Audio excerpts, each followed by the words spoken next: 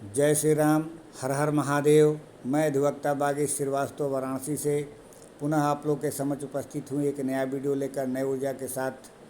और मुझे विश्वास है कि आप लोग भी ऊर्जावान होंगे।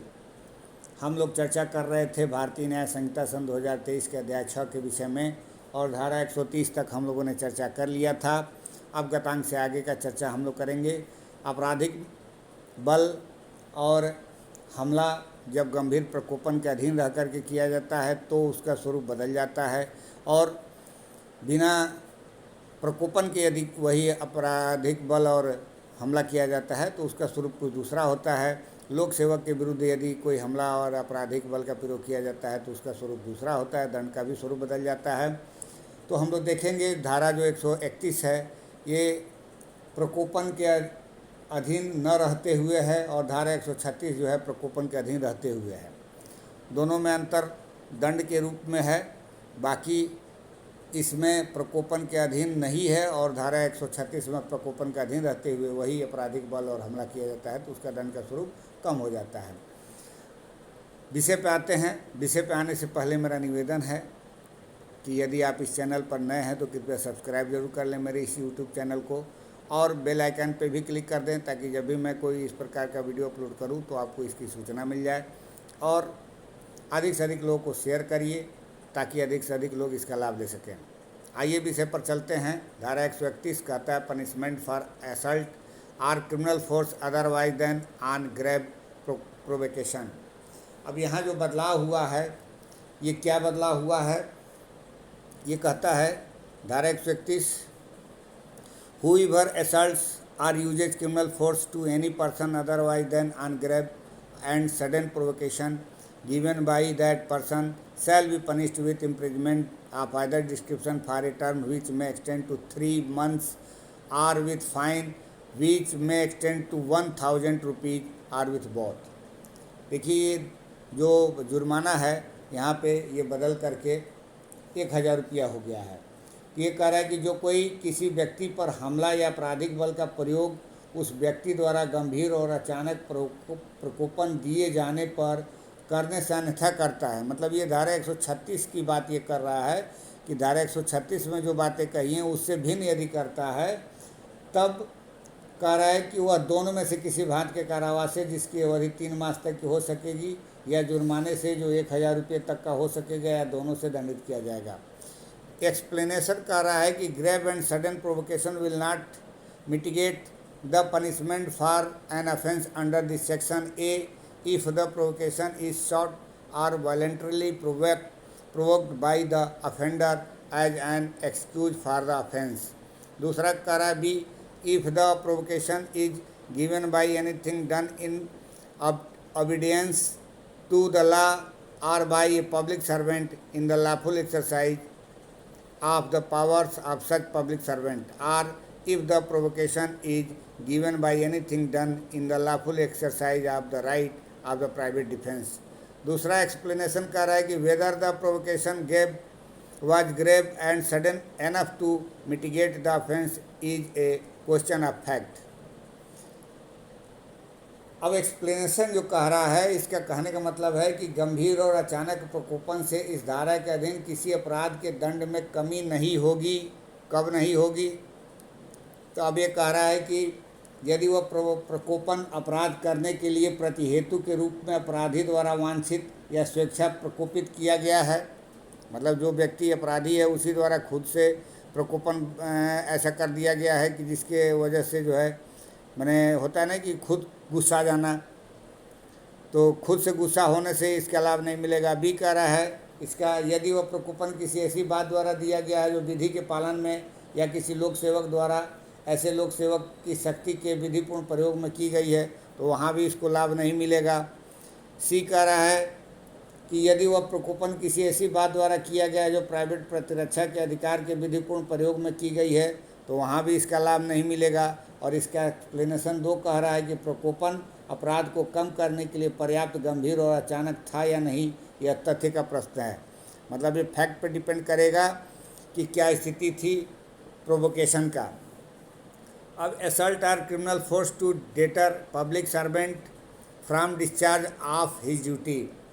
अब ये धारा 132 कह रहा है कि लोक सेवक को अपने कर्तव्य के निर्वहन से भयप्रत करने के लिए हमला या आपराधिक बल का प्रयोग किया जाता है, तो उसमें क्या दंड का प्रावधान है। तो ये कह रहा धारा 132, whoever assaults or uses criminal force to any person being a public servant in the execution of his duty as such public servant or with intent to prevent or deter that person from discharging his duty as such public servant or in consequence of anything done or attempted to be done by such person in the lawful discharge of his duty as such public servant shall be punished with imprisonment of either description for a term which may extend to a year or with fine or with both। अब इसका ये कहना है कि यदि कोई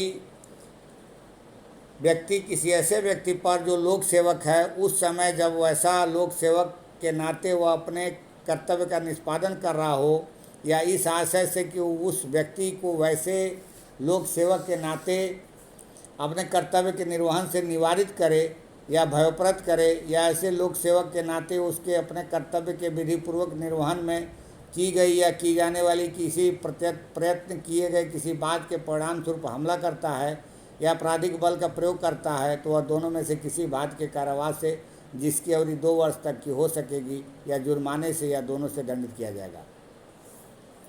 अब ये हो गया। अब इसके बाद धारा 133 कह रहा है कि assault or criminal force with intent to dishonour person otherwise than on grave provocation. अभी कह रहा है कि गंभीर प्रकोपन होने से अन्यथा किसी व्यक्ति का अनादर करने के आशय से उस पर हमला या आपराधिक बल का प्रयोग। मतलब यहाँ ये बार बार इसलिए कह रहा है कि धारा 136 में प्रकोपन यदि होता है किसी के द्वारा दिया जाता है तो सारे बातों को समाहित करते हुए धारा 136 में उसका जो है दंड का प्रावधान कर दिया है। लेकिन जो धारा 132 में और धारा 131 में जो एक्सेप्शन स्पष्टीकरण दिए गए हैं उसको ध्यान में रखना पड़ेगा, क्योंकि इन मामलों में छूट नहीं मिलेगी। तो अब धारा 133 देख लेते हैं। कह रहा है कि whoever assault or uses criminal force to any person intending thereby to dishonor that person otherwise than on grave and sudden provocation given by that person shall be punished with imprisonment of either description for a term which may extend to 2 years or with fine or with both। यहाँ पे कह रहा है कि जो कोई किसी व्यक्ति पर हमला या आपराधिक बल का प्रयोग उस व्यक्ति द्वारा गंभीर और अचानक प्रकोपन दिए जाने पर करने से अन्यथा करता है, मतलब धारा 136 की बात कर रहा है कि अगर जो उसके द्वारा धारा 136 में जो बातें कही गई हैं उसके अलावा कोई अगर जो बात की गई है, आपराधिक बल का प्रयोग किया गया है, हमला का प्रयोग किया गया है और प्रयोग इस आशय से किया गया है कि उसके द्वारा उस व्यक्ति का अनादर किया जाए, तो वह दोनों में से किसी भांति का कारावास से जिसकी अवधि 2 वर्ष तक की हो सकेगी या जुर्माने से या दोनों से दंडित किया जाएगा। देखिए, अनादर करने पर इसका दंड का स्वरूप बढ़ जाता है। हमला का पर्पज बदल गया, क्रिमिनल फोर्स यानी कि आपराधिक बल का पर्पज बदल गया, तो दंड का स्वरूप भी बदल गया। अब धारा 134 कह रहा है कि assault or criminal force in attempt to commit theft or property carried by a person. यदि किसी व्यक्ति द्वारा ले जाने वाली संपत्ति की चोरी के प्रयत्नों में हमला या आपराधिक बल किया जा रहा है, तब क्या दंड होगा। मतलब कोई व्यक्ति चोरी कर रहा है और उसमें प्रॉपर्टी को लेके जाने का प्रयास कर रहा है और उसके द्वारा कोई हमला किया जाता है, तब whoever assaults or uses criminal force to any person in attempting to commit theft on any property which that person is then wearing or carrying shall be punished with imprisonment of either description for a term which may extend to 2 years or with fine or with both। यानी कि जो कोई किसी व्यक्ति पर किसी ऐसी संपत्ति की चोरी करने के प्रयत्न में हमला करता है या आपराधिक बल का प्रयोग करता है जिसे वह व्यक्ति उस समय पहने हुए है या ले जा रहा है, तो वह दोनों में से किसी भांति के कारावास से जिसकी अवधि 2 वर्ष तक की हो सकेगी या जुर्माने से या दोनों से दंडित किया जाएगा। एक्चुअल में इस धारा को रखना चाहिए था चोरी वाले क्लाज में, लेकिन अब चूँकि यहाँ पे जो अध्याय 6 है, अध्याय 6 मनुष्य के शरीर पर पड़ने वाले प्रभाव से संबंधित अपराधों के विषय में है, इसलिए इस धारा को यहाँ रख दिया गया है। अच्छा भी है, लेकिन चूँकि चोरी से संबंधित है इसलिए इसको चोरी वाले पोर्शन में रखा गया होता तो ज़्यादा अच्छा रहता। बहरहाल कोई बुराई नहीं है। धारा 134 ये कह रहा है कि जो कोई किसी व्यक्ति पर किसी ऐसी संपत्ति की चोरी करने के प्रयत्न में हमला या आपराधिक बल का प्रयोग करता है जिसे वह व्यक्ति उस समय पहने हुए है या ले जा रहा है, और दोनों में से किसी बात का कारावास से जिसकी अवधि 2 वर्ष तक की हो सकेगी या जुर्माने से या दोनों से दंडित किया जाएगा। अब इसके बाद आता है ये जो चेंज आया है इसमें क्या है, 135 में assault or criminal force in attempt to wrongfully confine a person.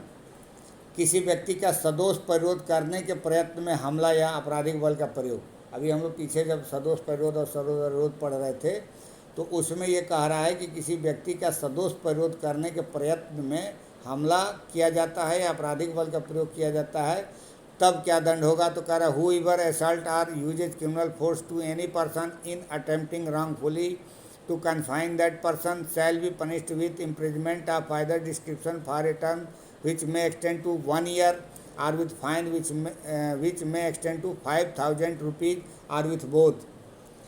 अर्थात जो कोई किसी व्यक्ति पर हमला या आपराधिक बल का प्रयोग करता है कि और प्रयोग करने के पर्पज़ क्या है, उस व्यक्ति का सदोष प्रतिरोध करने के प्रयत्न करने के लिए, वह दोनों में से किसी भांति के कारावास से जिसकी अवधि 1 वर्ष तक की हो सकेगी या जुर्माने से या जो 5,000 रुपये तक का हो सकेगा या दोनों से दंडित किया जाएगा। अब जो धारा 136 इस हमला और आपराधिक बल के विषय का आखिरी धारा है जिसका हम बार बार चर्चा कर रहे, तो ये है कि assault or criminal force on grave provocation. Whoever assaults or uses criminal force to any person on grave and sudden provocation given by that person shall be punished with simple imprisonment for a term which may extend to 1 month or with fine which may extend to 1,000 rupees or with both। Explanation कर रहा है यहाँ पे कि this section is subject to the same explanation as section 131, जो अभी हम बार बार बात कर रहे थे कि वहाँ पे इसका लाभ तब नहीं मिलेगा जो 3 एक्सप्लेनेशन मैंने एक्सप्लेनेशन 1 में 3 कैटेगरी दी गई है और एक्सप्लेनेशन 2 जो कह रहा है कि यह तथ्य का प्रश्न होगा कि उसको प्रकोपन कितना मिला था या कितना नहीं मिला था या किसके द्वारा दिया गया था। इसका हिंदी में ये हुआ कि जो कोई किसी व्यक्ति पर हमला या आपराधिक बल का प्रयोग उस व्यक्ति द्वारा दिए गए गंभीर और अचानक प्रकोपन पर करता है, वह सादा कारावास से जिसकी अवधि 1 मास तक की हो सकेगी या जुर्माने से जो 1,000 रुपये का हो सकेगा या दोनों से दंडित किया जाएगा। और स्पष्टीकरण इसका ये कह रहा है कि यह धारा उसी स्पष्टीकरण के अधीन है जिसके अधीन धारा 131 है। मतलब दोबारा इसको रिपीट नहीं किया है, स्पष्टीकरण समझने के लिए बता दिया है कि आदमी जो भी हैं पढ़ रहे हों डायरेक्ट उसको वहाँ पे पढ़ लेंगे। अब इसके बाद से आता है आपका किडनैपिंग, एब्डक्शन, स्लेवरी और फोर्स लेबर। इसको हम एक एक करके अगले वीडियो में वर्णन करेंगे। मुझे विश्वास है कि मेरी जो भी बातें हमने कही है वो आप लोग को ज़रूर समझ में आया होगा। डायरेक्ट ज़रूर पढ़िएगा और जितने भी अपने यहाँ या अदर स्टेट के जो उत्तर प्रदेश हायर जुडिशरी का जो 20 जुलाई को एग्ज़ाम है देने जा रहे हैं उनको मेरे तरफ से ढेर सारी शुभकामनाएं हैं। आप लोग एग्ज़ाम दीजिए। अगर जो मेरे वीडियो से किसी को थोड़ा सा भी लाभ मिलता है तो इसके लिए मैं ज़रूर उसको धन्यवाद दूंगा। कृपया मेरा वीडियो ज़रूर देखें। मेरे वीडियो बनाने का उद्देश्य सफल हो जाएगा। मिलते हैं अगले वीडियो में नई ऊर्जा के साथ। तब तक के लिए इजाज़त दीजिए। धन्यवाद।